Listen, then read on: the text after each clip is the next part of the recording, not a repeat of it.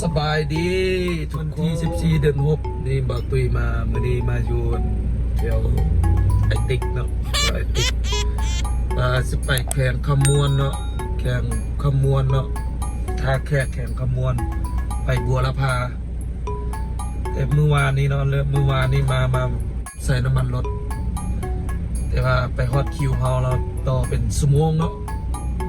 ฮอตคิวเฮาแล้วบ่มีน้ำมันใส่เพิ่นมาวันนี้กันมาใหม่มาแต่เศร้าเนาะคน7 โมงยังเนาะ7 โมงคงเครื่องเปิดแต่ว่าคนบ่ได้หลายเบิ่งกันพี่น้องเพราะรถยาวนี่เบิ่งสภาพเหมือนกันสิได้ใส่บ่มื้อนี้นี่ต่อ7 โมงต่อคิวกันแต่ท่านปั๊มโพสยังบ่เห็นป้ายเนาะพี่น้องนี่กันหน้าตลาดหลักทรัพย์ไอติกรถไปลายพี่น้องเตะเศร้าเนาะมื้อนี้มาพา7 โมงเช้าเนาะยาวไปบ่ไกลๆพี่น้องไฟฟ้าดับใกล้สิฮอดแล้วไฟฟ้าดับใส่น้ำมันยาวสุด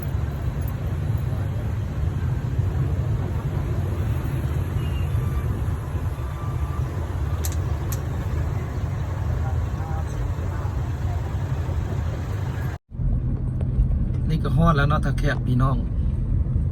ตอนนี้ก็เส้นไปหลัก2หลัก3ตลาดหลัก2หลัก3โอ้เดี๋ยวนี้เป็นใส่ไฟเนาะพี่น้องใส่ดอกไฟบางงามเนาะถ้าแค่บริมาณดนแล้วเมื่อแรกเขามาเบิ่งเนาะว่าเขาสิใต้ไฟงามสมัยเนาะโอ้ยาวได้ดอกไฟนี่งามได้นี่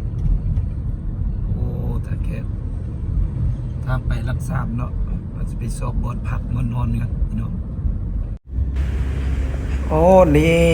กับตอนแรงเนาะประมาณ7 โมงยังเนาะช่วงนี้เบิ่งดอกไฟตอนแรงตอนกลางคืนเนาะกลางคืนดึกมาก็สิแจ้งดีเนาะงามอยู่งามโอ้งามหลายชมบรรยากาศไปเนาะพี่น้องชมกันไปเลย